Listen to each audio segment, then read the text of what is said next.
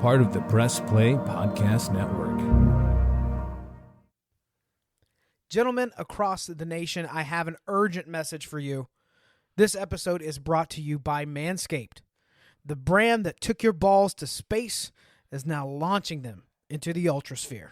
Introducing the Lawnmower 5.0 Ultra, featuring a new cutting-edge design and next-generation dual skin-safe blade heads for different shaves. It's pretty much a spaceship to take your boys downstairs to the next level.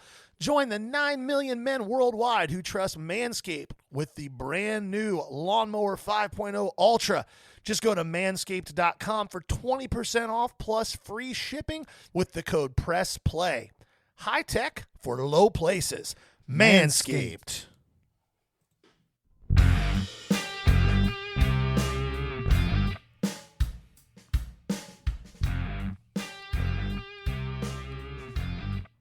We're back again. I told you we'd be back. We talked about being back, and doggone it, we're here. Wow. That's some deep I'm a man of my philosophical words. stuff right there. I'm a man of my words, and boy, do we have an episode for you today. We are going to get pissed off. Wow. That's aggressive. I You're almost just like cussed. full-on Macho Man Randy Savage voice almost. Just, oh, yeah. Oh, yeah. I Have don't you ever seen the video where he forgot his glasses and he reached for him when he was doing the voice? know, but it did just make me want Slim Jims really bad. I thought about Slim Jims too. Immediately. I was like, Yeah. I could eat a Slim Jim right now. Yep. Oh, okay. So this is going to be a fun episode. Before we jump into that, let's talk about some recent pickups. If you haven't heard us say it, you haven't been listening. But if you haven't had a chance to check it out, we have a TikTok channel, The Ball Card Show, and we have been doing a lot of recent pickups, purchases, explaining how we've been buying things, where we find our deals. If you're somebody that's wanting to get into selling or setting up at shows, which we're going to spend a lot of time talking about today, we really give you some tips on what to look for and how to bundle and how to get things at a price where you can make a little money in this hobby. Right. That's all you had to say about Well, it. I was mean- expecting a little more well, than that. I was yeah, expecting a little more it's- support. Here's the reality. You can listen to guys like us. You can do all that stuff, and you're going to get a good base of information. But if you really want to get into the nitty-gritty of this hobby and treating it as either a semi-real business for yourself or a business enough that it funds the hobby for you, there's nothing better for you to do than to just go to shows, start diving in. It's not something if you want to take it seriously. I think this is something that you struggle with for a long time. If you want to take this seriously as a semi-business or actual business, it's work. You can't go to a show and spend an hour there and plan on doing well. Like, you need to, if you're going to a show, not setting up to sell, and you're going to a show, you need to plan on being there for 4 to 6 hours. You need to go put the work in. You need to dig, and you need to learn what to look for. And the easiest way to learn what to look for is to buy stuff that's cheap that you think looks like it might be good, and then go see if it's any good or not. Sometimes you'll win, sometimes you'll lose, but every single one of those times you will learn. And you do that for a little while, and all of a sudden you start to know what to look for, what to dig for, how to spot a deal. You don't have to pull your phone out to check and see if it's worth something right in front of the dealer. Like, those are the types of things that you just kind of got to dive in and get to work on. Yeah. But seriously, go check out our TikToks. We do also have some tips for you and some stuff there. But pickups, what have you picked up really cool in the last week or two? Let's see. I picked up some really cool Jordan inserts. Let me go look at which ones these are. Hold on a second. All right, well, while he does that, I'll tell you what I have picked up in the last couple weeks. And mine have all been, with 2 or 3 small exceptions, Facebook purchases. I still find that for me, Facebook is one of the best places for me to source product from, that and live shows. So I bought a really nice Bobby Witt Jr. Topps Pristine Auto PSA 10.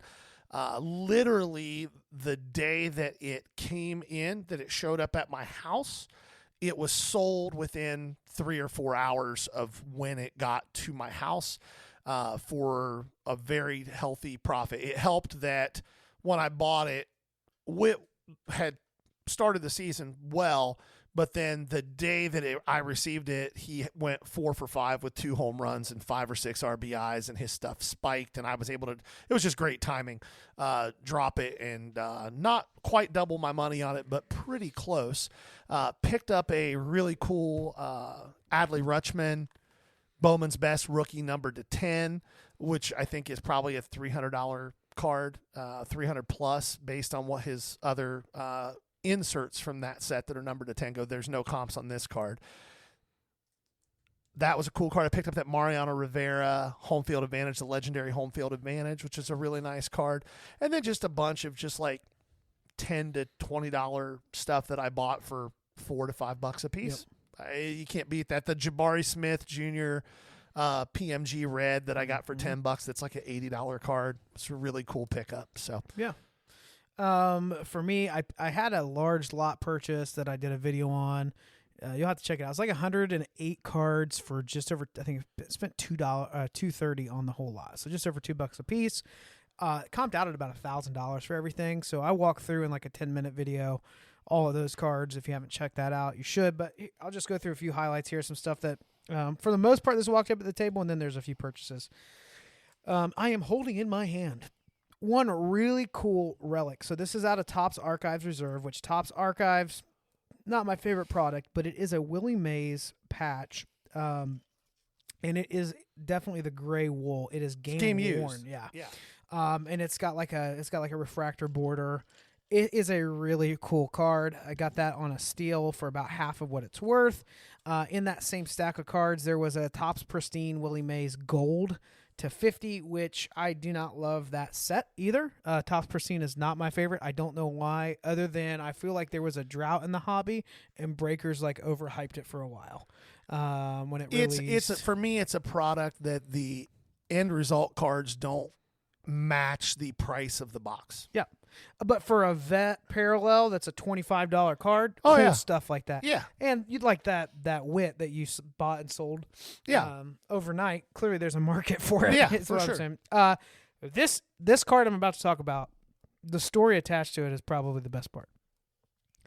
So, at a card show in a mall. Oh, yeah. This was confusing on so many levels. All of it was. I got questions. So many questions. The good news is these people won't be listening to it, ostensibly. I don't know if I believe it. There was a group of Amish that had a table set up, and this guy kept walking around. Like full-on bowl cut the real deal. Amish, The real deal. And he kept pulling cards out of his pocket when he walked up to the table. And it, for the most part, had been lower. And like some Jordan stuff, some $5, $10 stuff. Apparently, they had a box of sealed packs of 94, Topps 93, finest. 94 finest. It's like a $600 box some guy bought for $40. Yep. So towards the end of the show, he comes walking up, and he's like, "You interested in this?" I've already said no to the last 3 things that walked up. It's a second-year Troy Young auto out of Prism, a penmanship autograph. Comps are around $130. He asked for $60 for it. I can't get my wallet out too fast. You got it, man. I offered him $50. What else you got? Prestige 23 Drip. It's like a case hit. Bijan Robinson. Bijan. I don't like this stuff, but there's a market for it, and all the social media influencers are telling you Bijan Robinson. So always a market for case hits. all right, let me move a little quicker here. This one's my Pros favorite. and One of my prospects. favorites. Piece of history game jersey. Jim Kelly on card autograph with a patch. Very, very, very cool. Then a few Jordan inserts, the Stadium Club, Scoring Magnets, the Stadium Club, Hardcourt Heroics. And then I actually grabbed a couple of the C.J. Stroud, youngest QB. Yeah, the Topps now ones. Yeah. They've moved at a little bit of a margin for me. So those would be just a few pickups. If you haven't gone over TikTok, go check it out. There's tons of content on there. And we'll explain why we buy cards we do. Yeah, and we're adding more and more every day. So there's sets in there that you may not be aware of, that like you had that Bright Lights that was a $200 card in a 50-cent box, and Gary breaks down why this one is the one to look for, so definitely check it out. So let's dive in. Our content today, we're going to talk about card show etiquette, things that we love and don't love. The reason we're talking about this is in Central Ohio, where we are, the hobby had a little bit of a lull last fall into the winter. And since we got basically through the winter, the card market for shows is booming every weekend. Like as a dealer now, I have people putting on shows that are reaching out to me trying to get me to go to this one instead of the one I'm already at. And they're hopping the whole time. It's been a minute since we had a dead show. Yeah. So we want to talk through some perspectives on buying and selling, some of the stereotypes that we run into, some of the frustrating stuff we deal with, funny stuff. And then maybe you'll grab a few pointers out of here where you either feel more confident to set up a table finally and just give it a try, or when you buy, you'll have a little bit of a better strategy going in. Yeah, like if you're somebody who says, well, I've gone to shows and everything's just overpriced, I don't end up buying things, or you've got, hopefully we can give you some tips and some insights to help you understand that if you can approach a dealer with some knowledge and some confidence and some politeness, you can usually get a long ways in what you're trying to accomplish.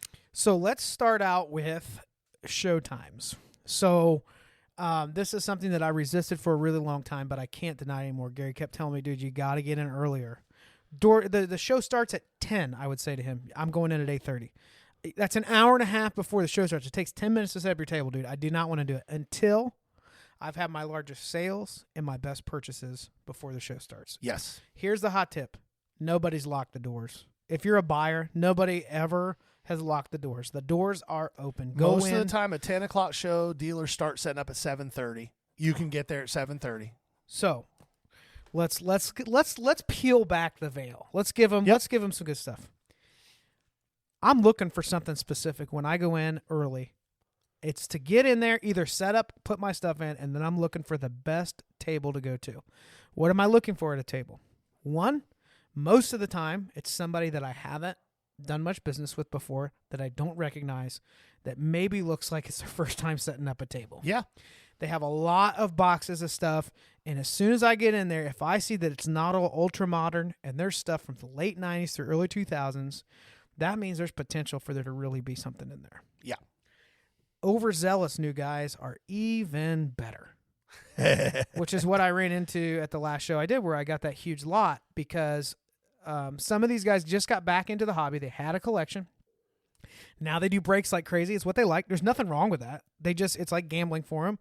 They would rather sell off this stuff from 20 years ago they don't care as much about and then do a bunch of breaks. And I'm happy to help them. Yeah. When it comes to what you're looking for, what things are you, as you're scouting the room, right when you get in and get set up, what kind of tables are you looking for other than what I just said? Well, what you just said is very, very accurate. The other thing that I do is I look for tables that are 75 to 80% one type of card. So if I go to a table and it's 75 or 80% football, like almost everything they have laid out on the table or in a showcase is football, and and then there's like one random box over to the side or one row of their value box, a 4-row value box that's not football, that's baseball and soccer or baseball and basketball. I will ignore all of the football stuff and I will go straight to that one box or that one row, because there's an extremely high chance that dealer either doesn't know anything about that stuff or doesn't care about that stuff, or both. And in that situation, you can absolutely eat. You can just get in there and go to town finding crazy good stuff, and you're going to get it for great prices. So let's talk about the pricing of that table you walk up to. Some of them you walk up to and they have a showcase and there is nice stuff and they do not have price tags. I would tell you avoid typically. Other ones you walk up to, it's like the value that they set out is all over the place and they don't have prices. That is a box I'm going to dive into. If I see in the first 30 seconds, because honestly, we're kind of on the clock here, aren't we? All the other dealers and people that came in early are digging. If I start seeing some good cards, I'm going to look up right away and say, hey, man, you have a lot of the kind of stuff that I look for my inventory. I use the word inventory. Whether you set up a table, you sell on eBay, you are collecting, it's your inventory. You're letting them know you're buying to resell. Yes. And I say, without saying it, if I build a big stack, would you work with me on pricing? Or I'll start out with saying, hey, I don't see any prices on here. Do you have any in mind? This last one I ran into, the guy started with, I don't know. I was thinking maybe like $3 to $5. I said, so $3 a card if I get a few? Yes. Okay. I start going through. I find a lot. I say, hey, if I build a big stack here, will you work with me even more on the price? Just to know if you're wasting time. If they're not willing to do that, they're going to say, "Oh, it just depends on the card." If they pull out their phone for a $2 card, run. Yes, just run away. If they start comping that out, there's just nowhere to get with that. But I would say that you definitely want to have that conversation on the front and find out. I've purchased full 3-4 row boxes like that on the cheap because this is somebody that their good stuff's in the showcase and they don't care about this box. Yeah. I am happy to pick up $3 to $5 cards at 50 cents a piece. Oh yeah, because you'll make money on it. Yeah. Like that's the thing. And if you're listening to this and you are a kind of dealer, you're somebody that sets up maybe once a month or maybe once every couple months, 2-3 times a quarter, whatever. But you're not like as active as I am or even as active as Jason is. Let me give you a piece of advice, and you can take it or leave it, but I'm telling you, it's the truth. If you don't price your cards, you are losing 30 to 35% of your potential sales. You just are. Nobody wants to do all the work of buying and selling at the same time. It's not my job to sell your cards to myself. And like Jason said, if I go through, I'll look, I'll see no price. I'll be, hey, how much are these? Well, it just depends. Okay, well, if I build a stack here, what are we going to do? Well, I'm going to just look them up. Okay, never mind. Have a nice day. And if you can't tell, grab a card that you're confident, even if it's a $5 card, pull that out. I know this is a $5 card, and you just say, what are you thinking on something like this? Just to kind of get a feel for it. If they're like, I don't know, a couple bucks, then you're like, okay, there's something to do. There's something. Because some people just genuinely don't know, and they're overwhelmed. Yeah. Now, when you're setting up, you're also going to have buyers come rolling in. I say rolling in because the ones you want usually have that little case on wheels that they can sit on. Yep. It's usually full cash. Yeah. Backpacks, satchels. Full of a staggering Yes. amount of cash that I didn't even believe until I started seeing it regularly years ago. Like these guys roll in 50, 60, 100, 200 grand in $100 bills. Yep. Just in this bag. And your show is the first of 3 or 4 they're going to hit that day. Yep. And they drove in from 4 hours away. They Yep. mean business. Yep. Here's a little tip for you as with the buying and selling and setting up. If you're selling, you set up, and one of these guys come up with money, have a ballpark idea of what might be in your prices mark box Or your whole table. or your whole table. Yeah. Yeah. So these offers do happen. I've had 2 large offers. The first one scared me, and I didn't know how to answer because it was so new to me, and I ended up not making a deal. And I think I was aggressive because I just was like, what if I'm missing out, right? Yeah. Because I didn't think this was really happening. The second time, I asked him to give me a few minutes to look through the box because I had cleared out a lot and bought a lot of new. I think he got a pretty good deal, but I was able to upgrade inventory, so I was happy. But have an idea. Somebody comes up and says, I'm interested in all of this. What number would that be for you? If you're a regular seller, you'd be thinking about how long is it going to take me to restock this? What stuff am I going to buy? Who am I going to message immediately? Who is here at the show? This is a huge one. Who's here at the show? Or if I walked up and said, hey, man, I got hit. Like, I got wiped out. I need stuff. Do you have a box for me? You probably, I'm just now starting to build those relationships where there's a handful of guys at these shows where I could go say, hey, somebody just bought me out. They're going to celebrate with me. And I would be able to say, hey, I'm interested in this kind of stuff. Can I put something together here? Yeah, I need to restock. Well, and I think that there's a valid point to both ends of that. It goes back to something you guys have heard me say over and over again. The easiest way for you to have a rough number in your head for what you want to sell a whole box for or your whole table for is to know what your buying margins are. So, for example, my $2 box, right? It's a 3-row.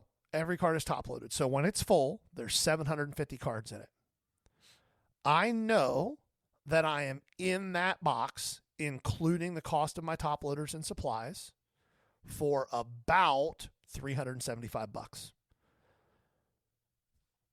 So now I know somebody goes, well, what do you want for this whole $2 box? I'd do $500. Mm-hmm. You know, I'm making $125. $2 stuff's pretty easy to restock. And to be frank, I've got like 7 of those boxes sitting at the house just ready to go for when those things happen. So if you know what your margins are when you're buying and you don't stray from them, that conversation becomes a whole lot easier. Yeah. But be mindful of that. They're coming through, they're buying. You're going to have people that are digging through your stuff as you're setting up. Your temptation is going to be, man, just give me a minute here. Don't ask them for a minute. Ask them for money. Yes. Say, oh, you know what you're doing here. Oh, you're what ready to get a are you here deal. for? What is your Yeah. reason to be here as a dealer? You're here to make money. So Who are you looking for is a great question. Not who are you looking for is like a quick way to find out if it's a collector or a dealer. yeah. If it's a collector, they'll say, What do I say? What do I always say? You hear me say it 100 times at every show. anybody you're looking for, I might be able to point you in the general direction. Yeah. If not, tell you exactly where the card is. Yeah. Yep. It's not a bad question. Sometimes it gets annoying with people. You can tell if they're a little fatigued. They didn't start at your end, but that's more once the show's been up and running for a while and they've been to 20 tables already. So Yeah. you just kind of got to feel that out.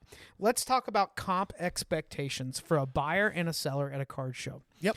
This was a little bit of a learning curve for me because everything else I'd sold before online for the most part, or when I was doing eBay, was I set a price. If I had best offer on it, I already had set what the best offer would be, which means if that offer comes in, I'm accepting it. Not how it works with cards live.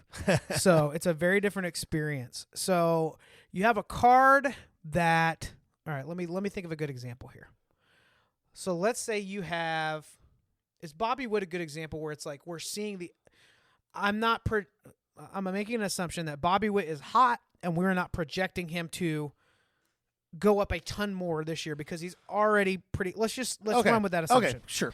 And we have some type of rookie parallel that comps for $100 on eBay.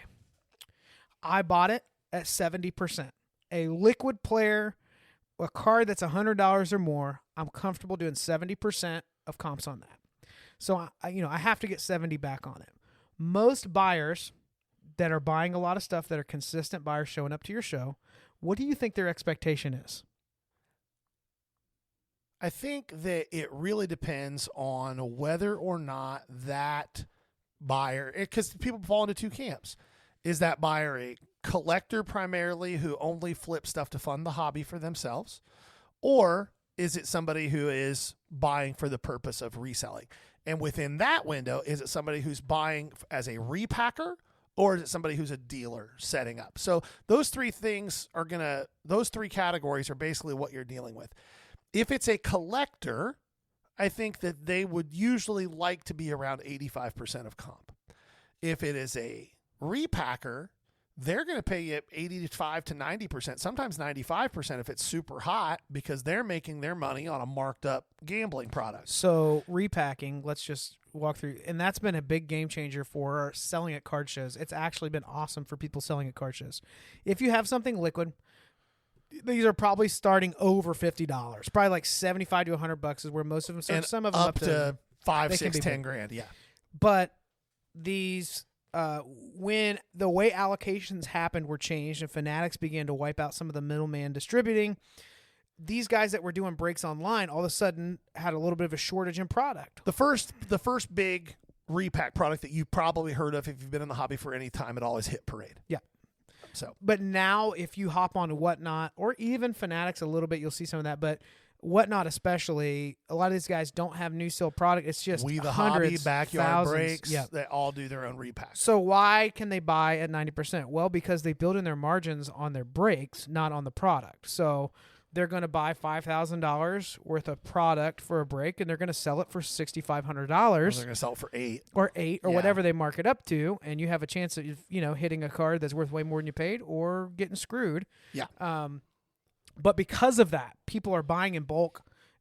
There's people buying it. Some of these guys rolling in with cash are buying at 90%, and they're selling at 100%. They're selling at 120% Yeah. a lot of times. Yeah. When it all boils down. So it really depends on that. And as a dealer, that buyer is my ideal buyer. The guys who are other dealers, they're wanting to buy at 65 to 70%. Which, if it's a card that I've been sitting on for a while, that just flushes my money back to me. I break even on it. I'm fine with that. I think, though, that one of the things that buyers have to be cognizant of, as well as dealers, when it comes to comp expectations, is this. What is the card? So let's use something simple. last summer it got silly, so we won't go there. But Ellie De La Cruz. Right now, you can buy a base Bowman Chrome first of his for about $10, right? And if you try to sell it for 15, you might get the occasional person that walks through that'll pay that for it. But for the most part, people know they can buy it for $10. Well, if you want to move them fast, you mark it at 8 and you'll sell it real fast. But if you've got the LE Gold of 50, you might be the only person at that show that has that card. You might be the only person at the next 5 shows that has that card. Well, now, does the comp matter that much? Like, it matters to the extent of if there's one available on eBay, but that's kind of what I do. When somebody comes up to me with a ridiculous comp. So, for example, I've got that Matt McLean Gold Auto PSA 1010. It's like a pop 5 or 6 now. It was a pop 4 when I bought it. The card raw sells for $200, $220. There's one stupid low PSA 10 comp at $300. I'm not selling that card for $300. If you think you can buy one for $300, good luck. There's 2 available on eBay right now for $589 and $549. So those are your 2 options if you want to buy one. What the one sold for a month ago means absolutely nothing because it's not a commonly available card. So I think that is part of that process too. So I was a very apprehensive person setting up. So for me, I had a lot of initially a couple cards worth $50. Most of my stuff was like 5 to 20. Now you start looking at your margins, then it's like, man, every penny counts if I want to buy new stuff. Yeah. When you're willing to upgrade your inventory and keep reinvesting into where you have better products, you'll move a lot of the. If you're sitting on stuff that you're not crazy about and somebody builds them into a stack, I'm happy to let that go and buy something better. I've learned a lesson, and I'm going to buy something of better quality, and I'm out for the same money. Or maybe I lost 5% on it. Sometimes you're going to lose 15 or 20%. It's still better than losing 100% Yes. when it never sells. Exactly. So if I'm wanting to move a lot of cards, here's what I've learned. I'm making deals. I'm moving off of comps a little bit. Unless I have something special that's hard to find. Yeah, exactly. Then you can push on that, and they know that. Or if it's something special that you don't care if you ever sell. Yeah, that's a thing too. Like I'm starting to get some nice merino stuff. Yeah, it's cool to put in the case to draw attention, but I don't care if I ever sell it. I don't even want it in the case anymore. I don't like showing it off. All right, so let's move on. We got a little heavy there. Okay. But stacks, ask them if they're willing to work with you on that. Getting there early makes a big difference. That last hour can be good. I know you've had some really good deals in the last 10 minutes of a show. I've also had just as many shows where nothing happened and it was kind of dead for the last hour. So that's going to have to do with your bandwidth, your motivation to sell. Yeah. I look at it as I paid for this table for this period of time. So until the venue kicks me out or that time comes, I'm going to take advantage of that full amount of time that I paid for. And I'm like, I made as much or more than I wanted. I'm out. I could go home and take a nap right now. Yeah. Because I'm pretty fried at that point. Okay. So let's go through some different stereotypes of people that walk up to tables or people we buy from. And then I'll just kind of read these off. We'll go a sentence or two on these. Up first, I have the raw PSA 10 guy. We're going to say guy. There's plenty of women in this hobby that can be ruthless to sell to. Yeah, but nothing makes me crazier than somebody coming up to my table. This happened to me. This specific situation happened to me. And was it in Newark? Yes, it was. I know exactly who you're talking And it's one of those things where, again, you and I's personalities couldn't be more different in this situation. I think we had the same outcome. Well, but in general, you probably would have more success with this person than I will. I don't have tolerance for it. This guy comes up. I've got a card in my box. It's a 20-year-old Chrome card. It's marked 30% under comps already, like 30% under comps. It has a couple of little surface issues. Chrome cards back in the day, the chrome would flake here and there. And it wasn't horrific, but it's not a card you want to grade. That's why it was marked to what it was marked at, and it was not graded because it's a very desirable card. The guy picks it up, looks at it, and goes, well, could you do any better on this? And I went, the same thing I always say, well, I have a price tag on it. I'm always open to offers. His response was not to make an offer. His response was to start nitpicking the card. And finally, I just looked at him. I said, hey, man, I may not be the right dealer for you. If you want a PSA 10, you should go buy a PSA 10. That PSA 10 is about an $800 card. This one's $60.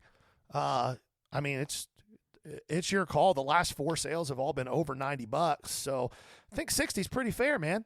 Yeah. Oh, no, I wasn't. No, you were. It's okay. Yeah. But, I mean, you were. I'm not doing that game. I might not be the right guy for you. I literally said it just like that. I might not be the right guy for you. It's okay. Well, what drives me nuts with it when I'm selling and the card they're looking at in a PSA 10 is like $40. Yeah. Actually go buy it. Yeah. You probably could get it for 30 or 20. You might get it for what it costs to grade it. Yeah.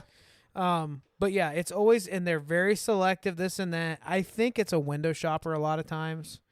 No matter what you said, that customer a lot of times is difficult to strike a deal with. But yeah, you're right. The expectation of that vintage, it can get real gnarly. When you have something that you know is a clean vintage baseball card, Yeah.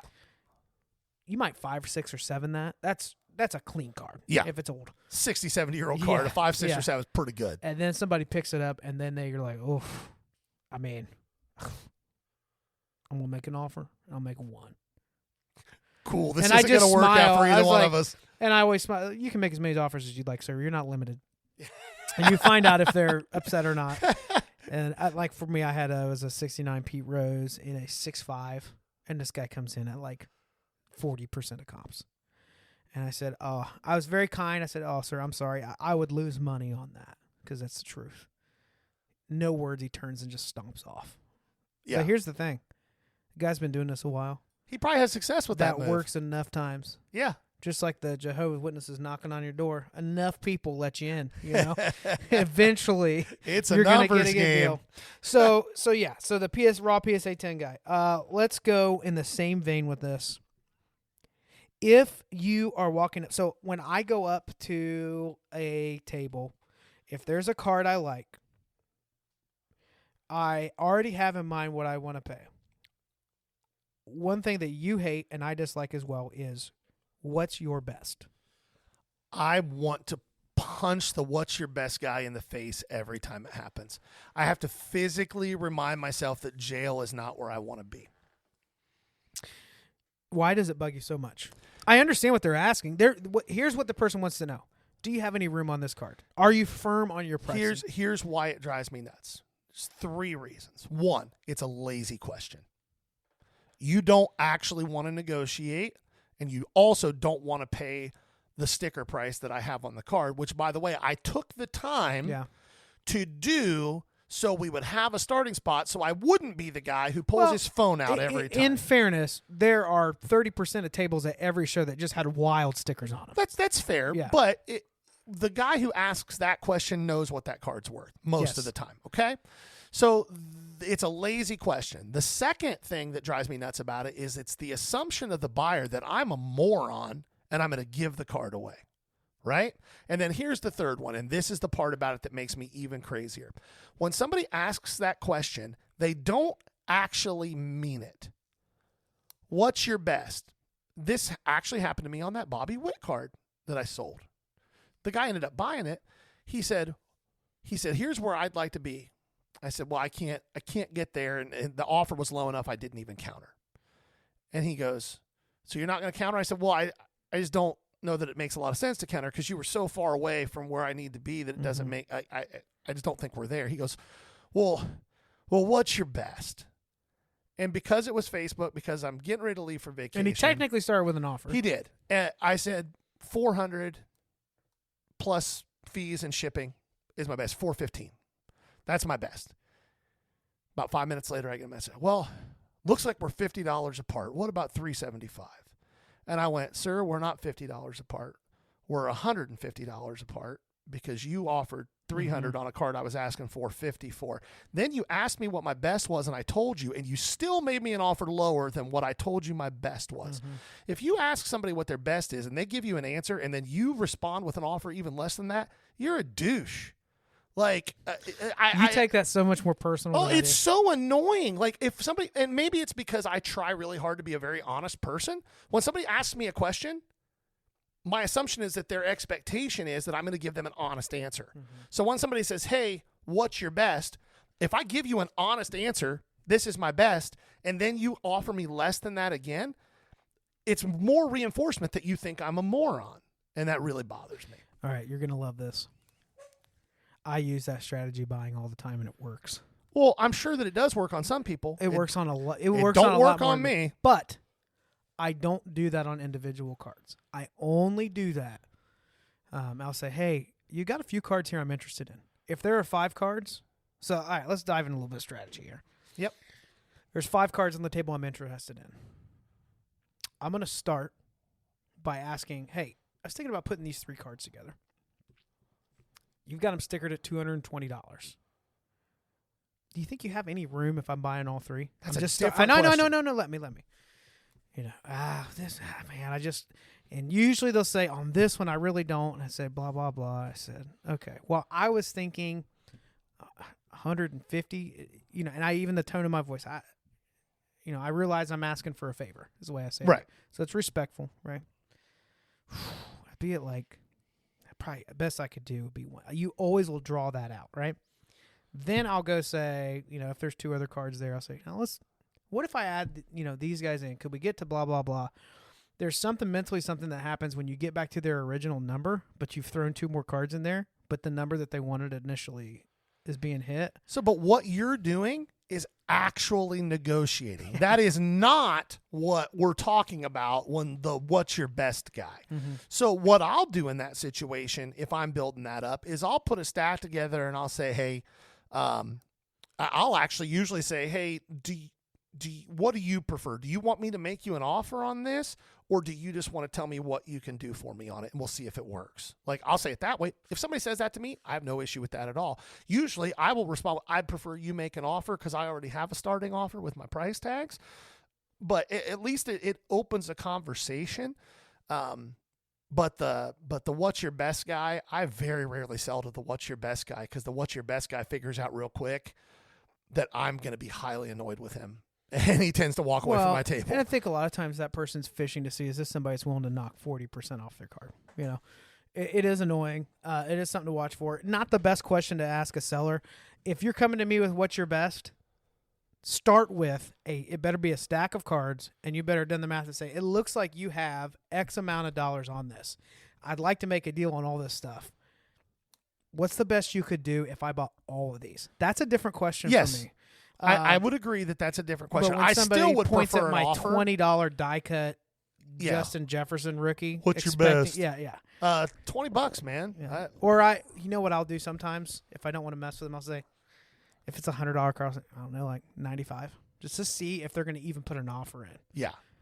Most of the time they're finna walk off. All right. Yeah. So what's your best? The low comp guy. This will be a pretty quick one.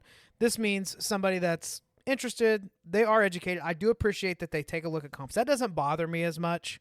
Some people get real bothered if somebody's at your table checking comps. The only time it bugs me is if they've been there for 10 minutes, they've taken up the table, other people want to see what's in the showcase, and they're still looking for a comp that doesn't justify my pricing. They find one. Let's say that, so an example of a card I just purchased, it's on the way in a lot, was the Corbin Carroll True Blue Bowman Chrome First, right? What's that, to 250, the blue? True Blue's 150. 150, yeah. It's a nice card.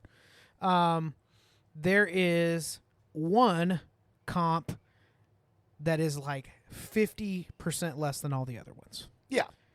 A lot of guys will come up to you with that. If you're selling, acknowledge that happened, one. Yep. Oh, wow, somebody got a steal on that. It looks like the other 5 comps are more around this neighborhood. There being a low comp doesn't mean it has to happen. And this is where I understand the old heads, the older collectors that did the Beckett, getting so annoyed with it. I do appreciate that differently than I did before I started setting up a lot. Yeah. Of guys being like, all right, we'll go grab, there's 150 of these, and we're talking about Corbin Carroll. Yeah. How many are on eBay right now? Yeah, low comp, last comp. Those are the two guys that make me nuts. What I do when I'm pricing cards, it's kind of a really good way to price cards. If it's something that's super short numbered, you have a lot more leeway. But if it's just a base or a color of 250 or more, something that's pretty liquid and out there, look at the last 10 comps throw out the highest one and throw out the lowest one, then average them out. And look at trends. Like if the last comp, if there were a bunch of comps where the carb was going up, up, up, up, and then there's one comp that ended on a Wednesday at 3 a.m. that's way down, that's not a trend. That's an outlier. And if somebody tries to use it as a leverage point, that's not your customer probably. I had a Brock Purdy that just did that.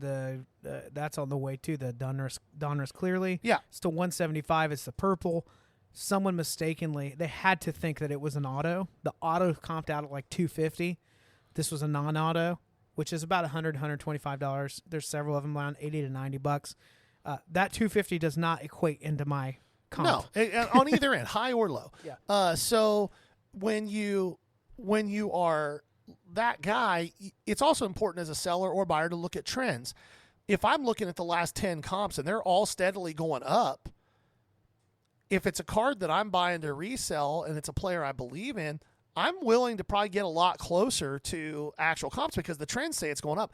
The same thing with new releases like CJ Stroud, Donruss Downtowns when they first hit were $2,200-$2,300. But within a week, you could see that downward trend. Every sale was less than the last one. Every sale was less than the last one. Well, now I have to take that downward trend into consideration when I'm buying or selling. I had one on Facebook I was trying to do, a Jackie Robinson Downtown PSA 9. There were, I can't remember what the number was, so I'll just ballpark it. I don't even remember. I think he wanted like $225 or $250 on it. It's the legendary home field advantage. Yeah, there were several that had sold around $150 to $200. I came in at $175, and he was flabbergasted. His reason was downtowns have been popping off in the last month.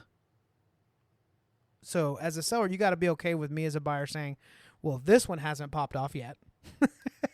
And I'm averaging out your comps. And then I equally have to be okay with the fact that he doesn't want to sell it to me at that price. And that's okay to walk away. Yeah, for sure. As long as nobody's getting mad, it's not everybody has to do business with everybody. It's okay. Let's go into the next one. This one's kind of tied to it. I can't believe you sold that guy. The guy that came in, put in an offer that you did not accept, comes back 20 minutes later expecting you to say yes to it. That's the one that blows my mind.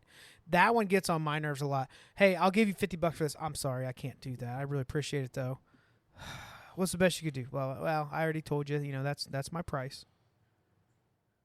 And then I'll even do this kindly, which is to get away from my table. Hey, you know what? If you want to take another lap and think about it, I'll be over here. I don't know if the card will, but when they come back and that card has sold for more than my best was, they are enraged. That is such a satisfying feeling as a seller. They're like, yeah, man, I gave you a good deal. You should have taken that deal. That was the way to go with that. Any thoughts on I can't believe you sold that guy? I'm basically the same thing as you. And this applies to all aspects of commerce. If you see something that you want and you really like it and it's not egregiously priced, if you walk away, understand that you probably are not a unique human being and that other people are also going to like it and recognize that it's a pretty good price and you may not get it again. Yeah. That's it. Yep. Okay. This one we need to talk about. This is a public service announcement, essentially. Yes. I need to know why all of you card collectors do not bathe. It's not all, but boy, the ones who don't, the subsection of our hobby that does not believe in any type of personal hygiene. My wife struggles to go to shows with me because she has a very sensitive sense of smell. Like I call it her superpower. She will almost puke when people walk by the table sometimes. Like you haven't bathed or used deodorant or like washed your jungle region for months. Jungle region. Jungle. Manscaped. It's just like you haven't done anything to make yourself even borderline passable to be around in public. Don't be that guy. It's awful. You know what else that guy loves? To just sit down in front of your table. Well, not just that, tank tops. Oh, They yeah. also love tank tops. He loves tank tops, and he also loves black coffee and non-filtered cigarettes. Yeah, dog. Yeah. Yeah. Yeah, it's rough. Yeah. It's real We don't rough. we don't have to have this in the hobby. This is something we could do without. Yeah, I've yet to meet that guy who actually spends any money. Oh, I have. that actually spends Then maybe money. that's why they can't afford soap. They're just I guess. it's all going to cards. I guess. Okay. This is one that you mentioned earlier that I got a kick out of. Okay. So the guy that asks you if you want to buy anything, which that's fine. Always take a look. And then as they're showing you things and you're working on something, a random person comes walking up to the table and tries to jump into that situation. Yep. Are you in a debate right now on Facebook? Nope. Oh, I thought that was happening. That was No, not at all. Fantasy baseball league. Oh, jeez. Well, I'm glad I have your divided attention. Why does that bother you so much? So 2 reasons. One, it's just rude. Like, it's no different than if I'm standing at somebody's table and I'm looking at cards to buy and somebody just walks up and reaches over my shoulder and takes a card out of my hand and goes, hey, I want to buy this. Like, it's that same level of rudeness.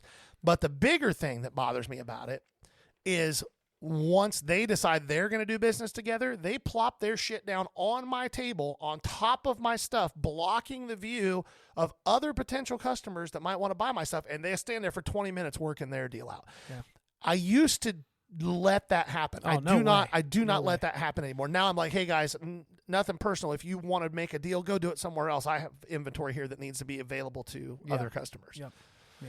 Like, that drives me batty. Also, do not set your slab case on On my display. showcase. Yes. Yeah. That's a rough one. Man, it's become all very negative. We sound like old guys at a barbershop just complaining, which tells So me let's that, not talk about the trade up challenge. Are we done? Is that no, where we're... we can do that. Let's kind of wrap up with that, and then we'll have like a positive little bow on the end of this. But the trade up challenge / the kid hustler. So not a lot of kids hang out at Gary's table. No, because they learn pretty quick they're going to get an economics lesson. I think it's important. I actually do. I think it's rewarding and important, and I enjoy this part of the show. Encouraging kids. This is a good hobby. Me too. I love let those me kids. talk. I don't need you to defend a position. You've already said you're going to give them an economics lesson, and that's why they don't hang out. Only not all kids. I Not know, all I kids. know, but okay. let me continue. There's a few different camps. The kid that's there with his dad that's overwhelmed, but he's got a jersey of his favorite team. I will give you the card. Me too. I I would- love that kid. It's $10. You have 2. You know what? Give me 1. yeah, right. Exactly. That's an experience that I remember how it felt to find a card. You're out doing something with your folks. This is a productive thing. You're honestly going to learn a lot about having a little side hustle, making a little bit of money, all about it. Most of the kids that go to the card shows, especially when they're like over 10 years old, are hustlers. And I respect that too. There's a couple of kids I see at almost every show. Their dad sets up or whatever, and they just work the room over and over and over. And they have a tendency to find some sneaky cards that look like they're worth more than they are. And they'll work you on it, and they will stick to their stuff. Be careful with it. Let them know that you're working. If they're there all the time, hey, man, I got another customer here. Let me take care of them because this is the 3rd time I've looked through the new 5 cards you've traded, right? But your trade-up challenge, I do not care. Not even a little bit. And it's not because I don't care about the trade up challenge. Here's the issue. The words trade up challenge have become code for please take my shitty card and give me a better card so I can make money. When the whole trade up challenge thing first started, it was cute. Now it's just become a way to fleece people, and it's annoying. I've like you said, there's a couple of families who come to our shows. Their kids are awesome. They're a little bit shy. They love the cards. They're team collectors. There's one kid that's a huge Buffalo Bills collector. You can tell that socially life is a little tough for him, and his mom wants to help him with that. So cards has been a way for him to connect with other kids. He's a huge Buffalo Bills fan. And every time I see him, I go through and I pull of every single Buffalo Bills card out of my $1 and $2 boxes that I can find, and I give them to him for about 25 cents a piece because I want him to enjoy his experience. But that's not what I'm talking about when I'm talking about that. I think it's really important for kids to be a part of the hobby and to learn about it and to not feel intimidated. I think that's correct. important. But the kids that we're talking about this trade, those kids are the furthest thing from intimidated. There's the sharks. They're the intimidators. We're the minnows. Yeah, they're the intimidators. And they use their youth as a weapon. Yeah, Yeah. they do. Intimidators. I Yeah. like that. Drives me I like nuts. that. Let's let's talk about our final thoughts and how we're feeling about card shows. We've kind of vented of all the things we don't love, but here's the reality. The hobby is alive and well. It's booming, man. And I love shows. I love doing it. Go to the show. Get up early on the Saturday and go. Take your kid. Dig through the dollar. You know what? You were looking for a card, but there's an interesting box. There's nothing better to do than dig through that for the next 30 minutes. Yeah. You're not missing out on anything. You went and you overspent by maybe $100 on a card that you've been looking for 20 years. You don't really regret that. Right. Well, and more importantly, if you're taking your kids to a show, think about it this way. I would have loved nothing because neither one of my kids gave a crap about this stuff. If my son, and I have an extremely close relationship with my son. He's 23, almost 24. If he had been interested in this stuff and going to shows and doing this kind of stuff when he was a kid, it would have made me unbelievably happy. And if I overspent by $100, I would think that was a great deal because I just got to spend 6 hours with my kid who loved every minute of it. And it's a memory that he would have had for a really long time in his life. And if that memory cost me $100, that was $100 well spent. Mm-hmm. Yeah, I think it's important. See this stuff in person, talking with other collectors. My knowledge of the hobby grew exponentially the moment I forced myself to go to shows. Yep. And not just live on Facebook and eBay and Instagram and all the other platforms with it. There is a community there. It's taken me about 1.5 years for other dealers to recognize me as a regular. Yep. And start talking to me. But I'm telling you, the networking opportunities, the inventory opportunities, the purchasing, the selling, the first crack at your PC, man, it's been worth it every second. So this is us saying the hobby is good. Get to the card show. Don't be an idiot. Spend money at our tables. Did I get that? Yep. Intimidators. This has been the Ball Card Show, the sports podcast. For the Sports Collector. Bye now. Peace. If you've been in an accident and your car needs a little TLC, look no further than Newark Auto Body and Zanesville Auto Body. Safe and reliable collision repairs are their business. They are a local, family-run, and veteran-owned business serving the Newark, Zanesville, and surrounding areas. And guess what? They work with all insurance providers to make your experience hassle-free. Plus, make sure to ask about their special discounts for U.S. military veterans. Visit them today at autobodyofnewark.com and autobodyofzanesville.com to get your repair started. Their iCar Gold Class team of skilled collision repair technicians will make your vehicle just like new again.